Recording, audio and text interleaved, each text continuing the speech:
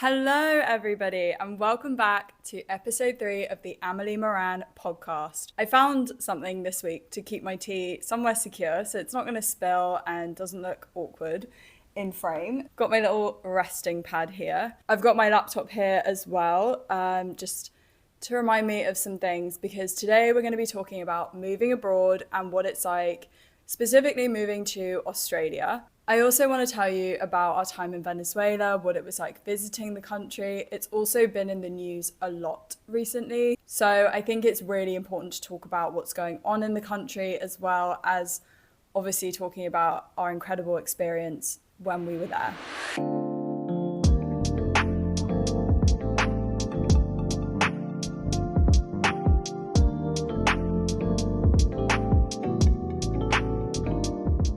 To update you guys on my last week, it was actually a really nice week. Last weekend, we spent it at some family friend's house down in Lorne, which is just over like 2.5 hours from Melbourne. It's actually where I got this new knit vest, which I'm obsessed with, especially when you've moved over with just a backpack. Getting new clothes is like the nicest thing ever. It's also from the brand Vic and Burt. But the thing I really wanted to update you guys on was I saw kangaroos last week. There were kangaroos whilst we were driving down to Lorne and also whilst we were in Lorne, which, fun fact, I didn't know this, but whilst we were driving down, my friend Grace drove us down. There seems to be a common theme where kangaroos are just very intrigued by cars and vehicles that drive down the roads. And so they will come out of the forest and jump in front of the cars and then just jump away. I mean, it was quite odd. So when we were driving down, Grace is saying to me, you actually need to be on the lookout because I don't know if we're going to hit a kangaroo. And I don't think it actually harms the kangaroos, but they just sort of jump up to the car, get hit, and then move away. I don't know. We didn't experience it, thankfully, and no kangaroos were hurt, but I didn't know that was a thing. So that was fun, having to watch out for kangaroos, and it's not something I've experienced before. I did also see some kangaroos around their house, which was really lovely. I feel like you associate kangaroos with Australia, obviously, and they're talked about so much, and like you don't really get them anywhere else. I mean, in the UK, you do not get them. So to actually see them in the flesh was really exciting. And obviously I had said before on the podcast that I really wanted to see kangaroos. So I can check that one off the list. Whilst we were also at my family friend's house, my first radio show went live, which was quite surreal, quite strange. I didn't really know how to feel about it because it's not something I saw myself doing, if I'm completely honest. I have never had this desire to be a radio show host. It's not something I was planning in any sense, but when the opportunity came up, I just thought, let's give it a go and let's see what happens. I might actually really enjoy it. And it was so much fun listening to the show. I really enjoyed curating the show, recording all the bits in between, but listening to the library of music that they have and all these emerging artists that are just insane, like just music that I want to listen to. And I'm searching up these artists' Instagrams and their Spotifys because I want to connect with these people. I just love the music they're making, and it's not because I'm just trying to support emerging artists. I genuinely love it. And another really interesting part of doing the show, the one that has just come out on Saturday, is I incorporated a lot more Australian artists, which I was really excited to do as well, because I feel like Australian artists do get left out of the conversation quite a lot. And so I just wanted to give these artists a platform so that they can show their music, because it's honestly really, really good. It was really nice chatting to the artists as well and hearing their backgrounds, what their inspirations are. But obviously, if you want to be on the radio show, if you're seeing this, please send me a message, email me, DM me, whichever is easiest for you, and obviously we can put you on the radio. Another thing that happened this week, which was actually really enjoyable, which is probably not what I thought I was going to say, but I had my first shift on my new job. I spoke about it before, where I'm part of this waitressing agency where we sort of get sent off to different events, and you could be either a promotional host or like front of house staff, a waitress, bartender, things like that. And I actually went to one of the universities just outside of Melbourne. The concept was they did this training, takes 5-10 minutes, came over to me, I gave them this coin, and then there was a vending machine that L'Oreal had where you got free products. So it was great. It also did mean that I got some free products at the end of my shifts, which was pretty cool. But let's get on with the episode because I've got so much to get through and so much to tell you guys about moving to Australia.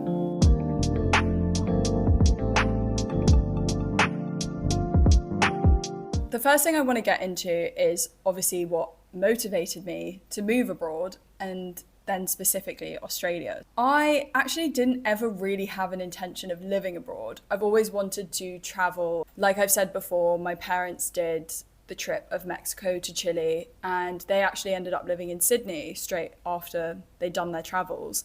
I think when you grow up hearing about that and all the amazing experiences, you want to experience that as well. That's my only connection, I would say, to living abroad. I also do have family friends here, and so I felt very comfortable being here because if anything went wrong, if I needed anything for whatever reason, I know I can go to those people.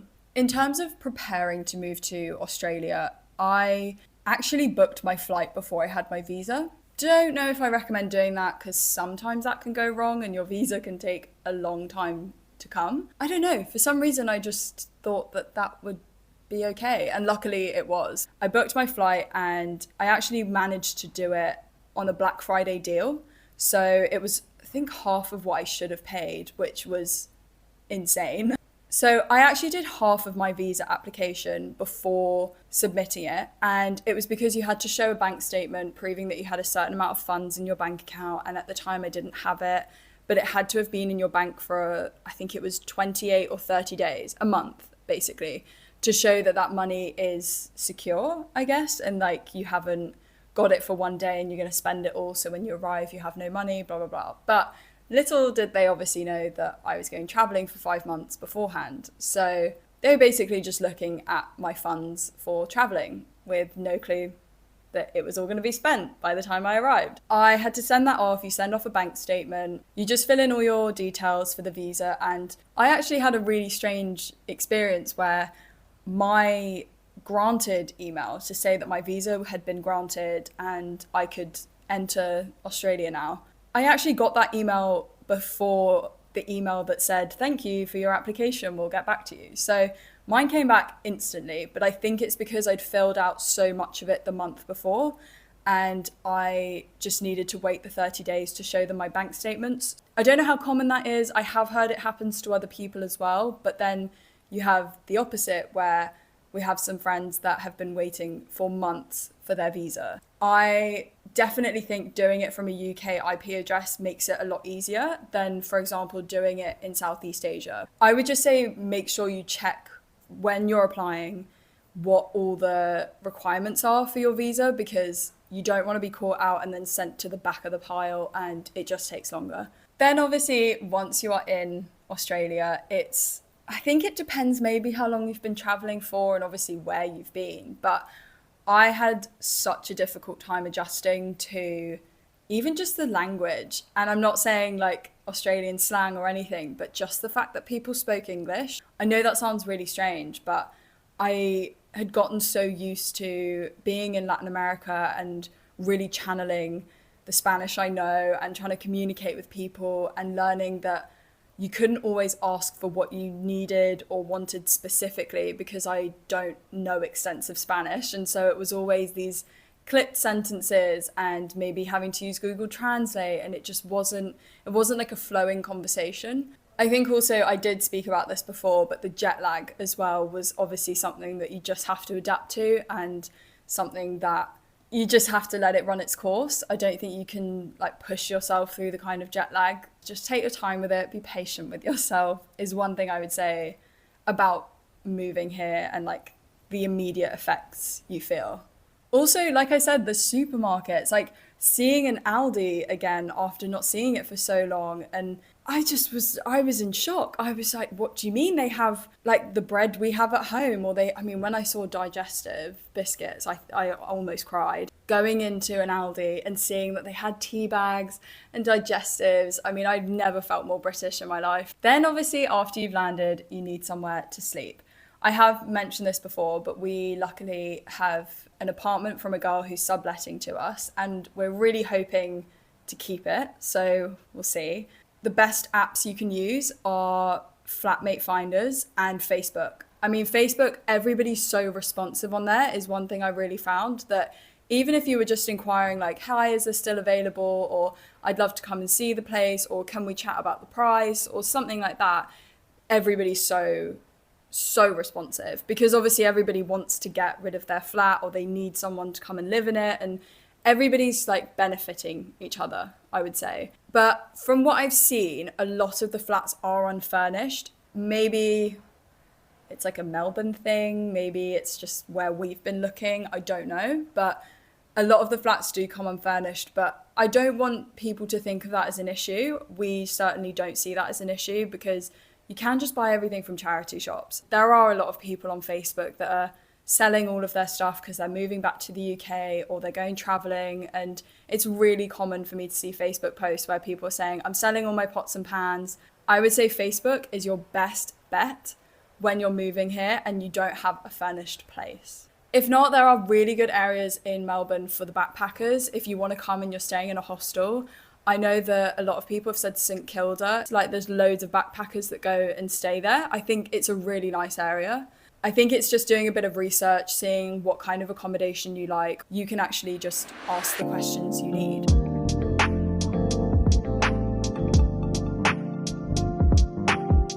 Then once you've got all your housing set up, it's obviously time to find a job. Some people do this before they've moved over, and some people are very organised. I found it really difficult finding a job, I won't lie. I don't know if it's a Melbourne thing. I don't know if it's an Australia thing. Maybe it's a me thing. I don't know. I definitely thought it would be easier. But I will say, I think I have applied to about 350 jobs. Not exaggerating. But that is also, I think, because of the certain industry I am looking in. And I know it's a very competitive industry. I do have a bit of a limitation being on a working holiday visa, because I can only work for a certain company for 6 months.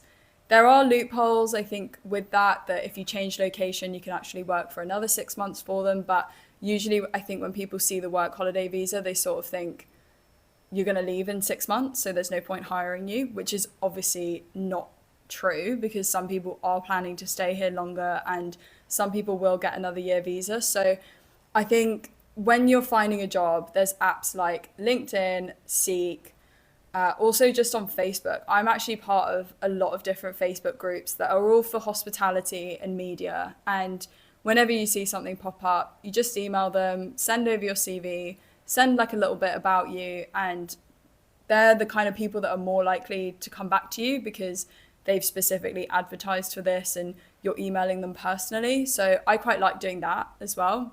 Despite all of this, I would say my number one piece of advice when finding a job is do not lose hope, because I think when you send out so many applications and you don't get responses, or you feel like the emails have gone out into the abyss, or you're getting all these rejection letters, it's not your fault. And it's not something that should make you lose hope, make you feel like you're not worth getting a job. And I know that sounds a bit exaggerated, but it really can be like that. And I think when I've been getting all of these rejections or no responses from anybody, you just sort of think, what is the point? Like, this is really difficult. I'm being constantly bashed and I feel like I'm just being pushed back and ignored by everybody.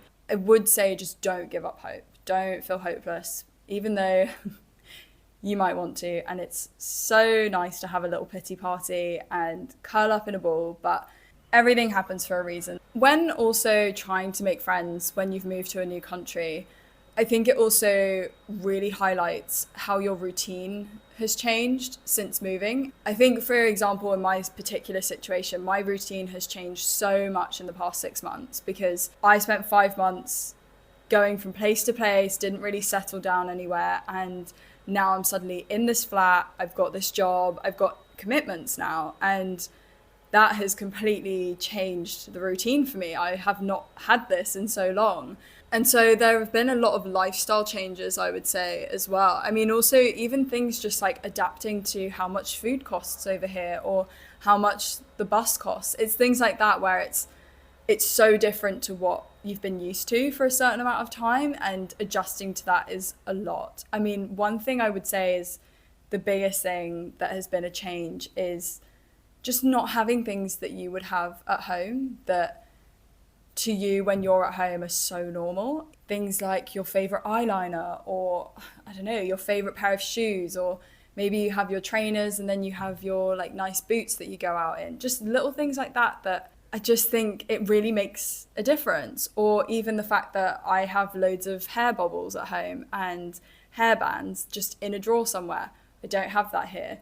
Yes, obviously I can go out and buy them. I'm not saying that they don't have them anywhere, but right now that costs money. But it's something at home that I've sort of just built over, I guess, a long period of time. But it's things that you don't think about like that, where I'm so used to having these certain things in all my clothes. But right now I don't have a lot of clothes and I'm still working to make the money to buy new clothes. And I hope that all makes sense. But just those changes like that make such a difference, which is why I was so excited to tell you about my Vic and Bert knit vest, because it's the first piece of new clothing I've had in 6 months. Whilst that sounds so, oh, poor you, I don't mean it to come across that way. It's just things that, even like the healthcare system, it's so different to the UK. And whilst they do have a reciprocal agreement, Australia, with the UK, it is very different. But I haven't got travel insurance. I just use Medicare. And so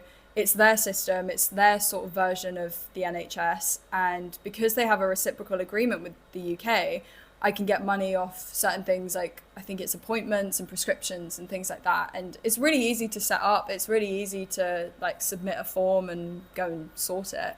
But it's things like that, adapting to this new lifestyle of how you set up your doctor's appointments. Where is my doctor? I need to find a new doctor. Whilst it's exciting, I just think it is also obviously quite daunting because it's just so different.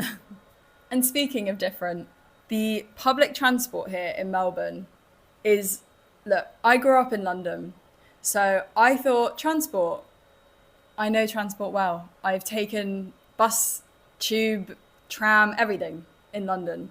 I was severely humbled this last week where I took public transport to my shift. That was great. I actually did really well on that. I was very proud of myself because it's very confusing. Then coming back, I somehow got on the wrong tram to the point where I ended up 30 minutes north of my house in a completely different suburb, completely different neighborhood. And I actually passed my street on the tram and thought, oh my gosh, okay, well, I would have turned there to go to my street. Okay, well, we're on the tram, so maybe they take the long way around. And I ended up 30 minutes in the complete wrong direction. I actually think I messaged Sam and just said, I'm getting an Uber home. It was like a 10-minute drive. I didn't know that you couldn't just tap your phone to pay for something like the tram. So this week I actually was like slamming my phone against the little tappy icon, thinking, just take my phone, come on, I've got the right card, please, please. And everybody's looking at me like, what's wrong with you? I didn't realize you needed to get their version of an Oyster card. And so I went to the station and I was like, please help me, because I'm clearly not from here and I don't know what to do. And the guy just explained it all to me. And then I got on the wrong tram anyway, so it was all pointless.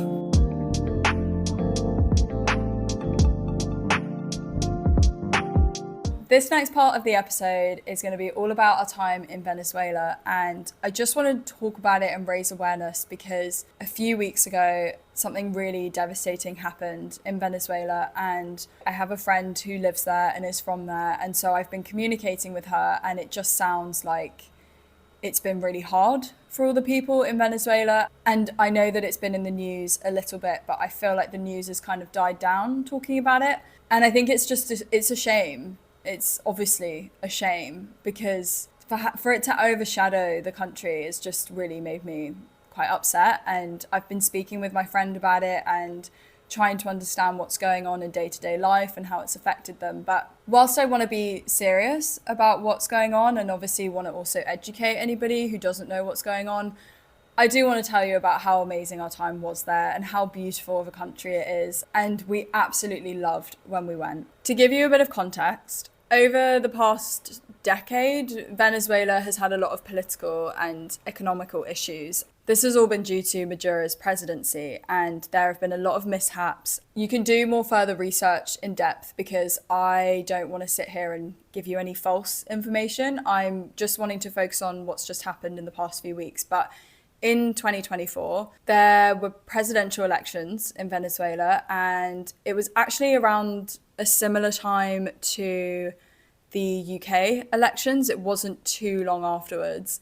But the elections were actually sort of marked with fraud and what some people would say was a lack of transparency because President Maduro got another term, which everybody didn't see coming, I think, from what I understand. And I'm only saying this from me speaking with my friend and from what I've read, but people really didn't think that that was going to happen. And it was such a shock when he became elected because it just elongated any hardship that people have been dealing with in Venezuela. And I think it's left people very sad. But that's just some of the context to make you aware of what's been going on. I would really encourage you to just research it yourself, go into a bit more detail. But I really want to talk about how we ended up going to Venezuela because it was not planned, it was not on our list, and we actually didn't think it was going to be safe enough at the time. So we began our travels in South America, meeting up with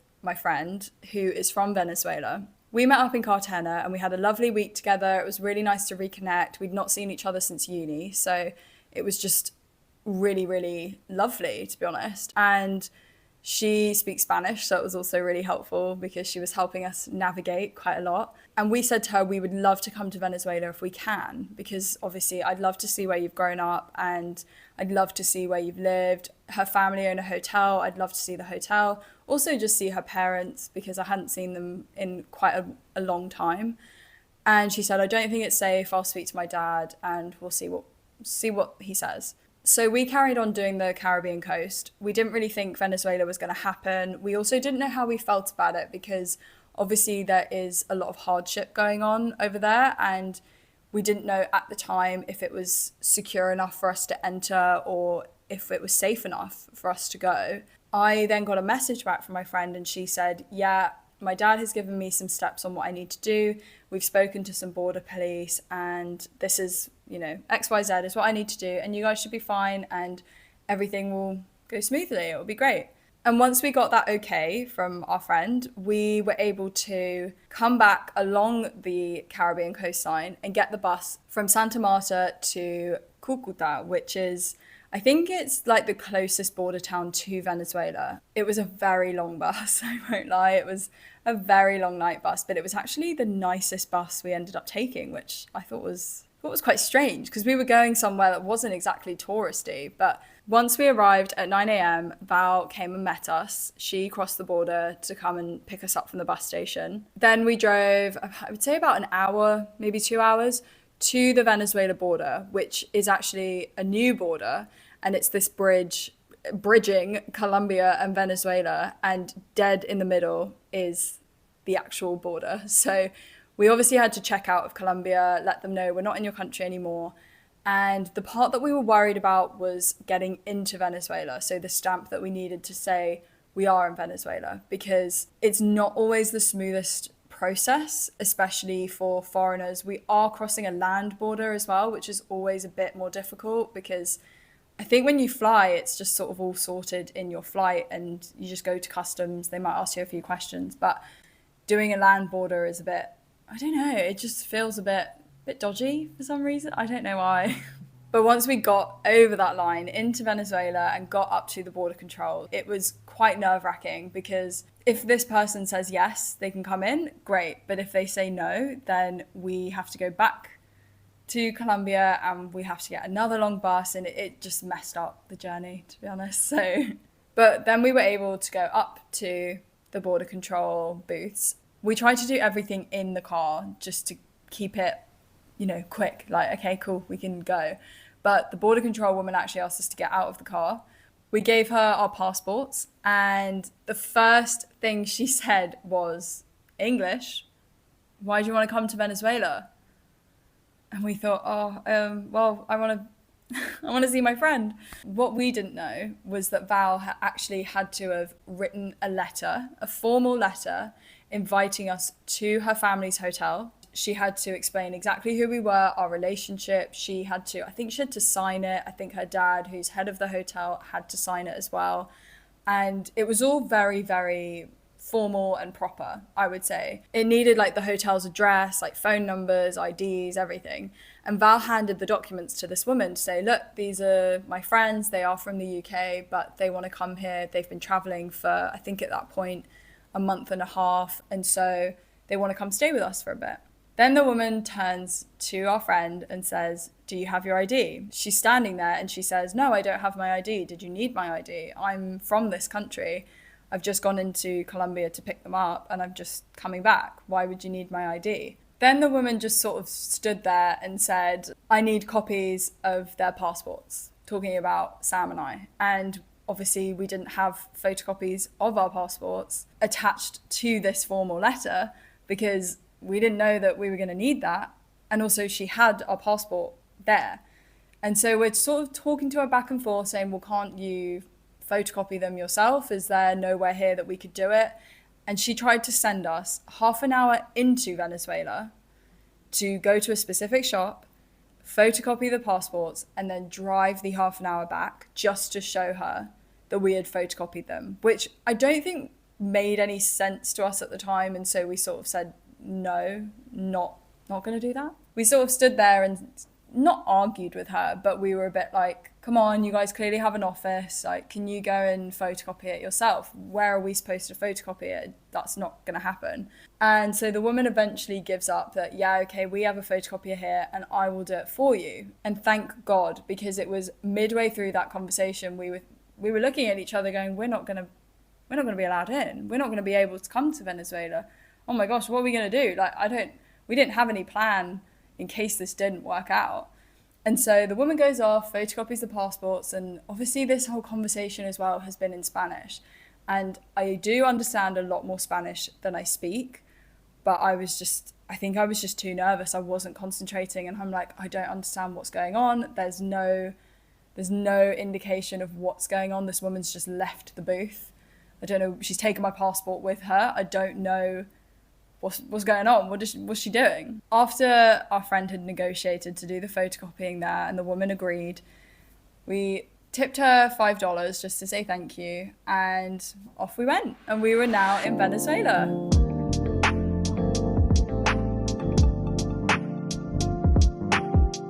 Until we got to the 3 police stops. This was probably one of the most nerve-wracking experiences just after going through the border control. We had to do a few routine police checks, which I didn't think was that weird. But these police would stop you. Some of them just say, carry on. Some would say, can you pull over? And on the last police check, and we're going, okay, it's the last one. All good. There's nothing wrong going on in our car. There's nothing bad going on in the car. But you just don't want to be stopped because obviously we're English and we don't know if they might say, no, this isn't okay. You need to go back to the border. So we get pulled over by this policeman and he opens the boot of the car. He was checking our passports and I think he was just so shocked because we were English and he'd not met any English people before.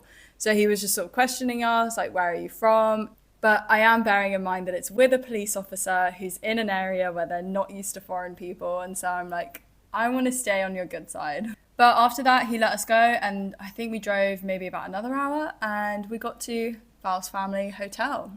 Our time in Venezuela mostly consisted of learning about the culture in itself and all of the history, eating some of the best food, but also seeing parts of the town where our friend grew up and things like where she went to school. It was really intimidating, I would say, at first being there, just because I stick out like a sore thumb. There is no hiding my bright red hair when you're surrounded by lots of Venezuelan people. And I was tanned at that point, but compared to everyone around me, I'm really not that tanned. And so it was quite a lot of people staring. To be honest, I didn't understand a lot of what was being said, so I sort of just brushed it off. One of our favorite places to visit was actually this leisure center. They had baseball, they had basketball, they had somewhere you could play hockey. They also had a massive swimming pool in the middle, which I thought was really cool. But it was so friendly and so family orientated. There were restaurants, bars, and everybody was just having a nice time. You're either watching your friend play their sport or you're having fun in the pool and chilling out. The adults, everybody's got beers, everybody's just relaxing. The thing that really strikes me about Venezuela and their daily routines is the electricity in the country. And I don't know if this is common knowledge, so please correct me if this is something everybody knows, but electricity is only on for 12 hours a day in some parts. Where our friend lives, that's how it is. And so you will have electricity maybe from 11 a.m. to 11 p.m., but you won't have it overnight, and vice versa. There were different kind of time slots for how long you got your electricity for, and it's all controlled by one company. It was really difficult, I think, for us to understand. Obviously, we come from a first world country, and so we don't experience things like this. It was really sad to learn about how people are just quite helpless in those situations. You know, your fridge goes off, your Wi-Fi goes off, all your lights are off, and you don't have any way of kind of dealing with that. They're perfectly able to keep the electricity on, but it's an active choice to not do that.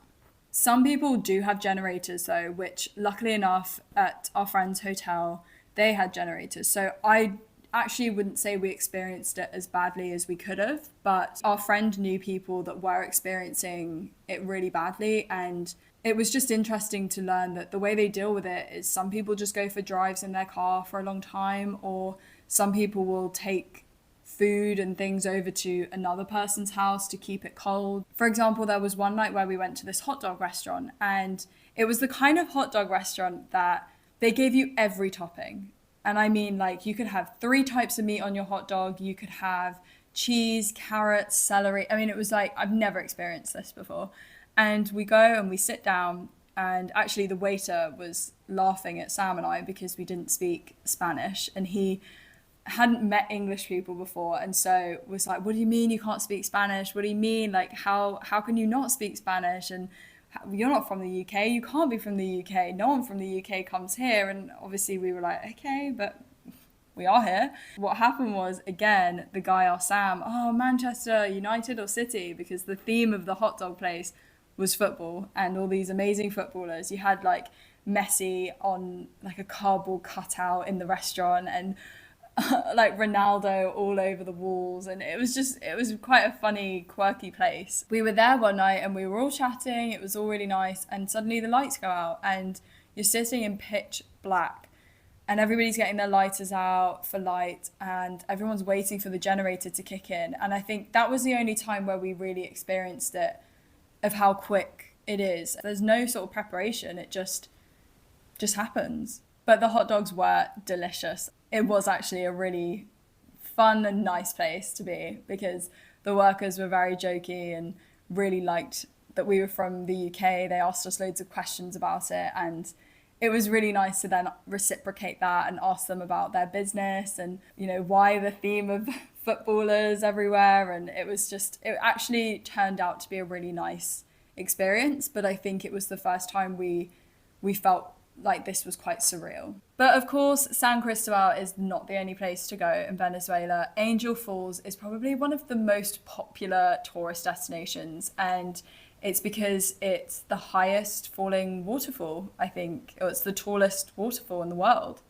And most people go and see it either from a helicopter or you can do, I think it's boat tours that they do. So if anyone's ever been to Iguazu Falls, I think it's quite similar like that. There's also Margarita Island, which actually sounds like so much fun. It's known for its really nice beaches, nightlife, things like that. And I think if we'd been able to travel around Venezuela a bit more, I think this definitely would have been somewhere that we would have gone and visited. If not, Canaima National Park, I hope I'm saying that right, is where Angel Falls is. And as a national park, I think it's just got loads of ecosystems, loads of biodiversity. You could do loads of hikes, walks, and that would definitely be somewhere I'd want to go. I think if we had the chance to explore the country a bit more, 100% would have gone to those places. You've also obviously got the capital, which is Caracas. I don't know too much about the place in itself, but I know that it's a lot more built up than where we were. So that would also maybe be somewhere of interest to go and explore and see what it's like. But I wanted to tell you about our experience as a whole, because I think Venezuela as a country is being completely overshadowed, like I said, with all of the president elections and just how distraught people have been. And I want to remind people that it is such a beautiful country. I mean, the Caribbean coast of Venezuela is a dream of mine to go and visit. It looks so, so beautiful. And I just want people to not think of Venezuela as just all of the sadness and all of the hardship that's been brought on these people, and celebrate it as a country that has beautiful landscapes and the people are also lovely. Also, if you've ever had Venezuelan cuisine, you'll know exactly what I'm talking about in terms of it being the best. It's so good. Everything is delicious. Everything feels so homemade and everything's so rich and filling. And Sam, it's his favorite cuisine ever. He absolutely loved it. To wrap this up, whilst obviously I don't want to be too serious, I do want to tell you our experience. I do just want to make everyone aware of what's going on and do your own research. I think, I've given a really, really kind of basic overview. I have not got into any details at all. That was just to give you some context. I absolutely loved Venezuela. If you ever have the chance to go, I do think obviously it will be easier to go if you fly in. Crossing land borders, I think, was only available to us because our friend lived there. But thank you for listening to this week's episode. I hope I've answered questions about moving abroad, moving to Australia, and please let me know if you have any other questions. I'd be so happy to help. And next week's episode is going to be something a bit different. I'm really excited to show you about it. I won't give too much away, but just keep an eye out on my Instagram and you'll see what I mean. But I will see you next week on the Amelie Maran Podcast. Bye.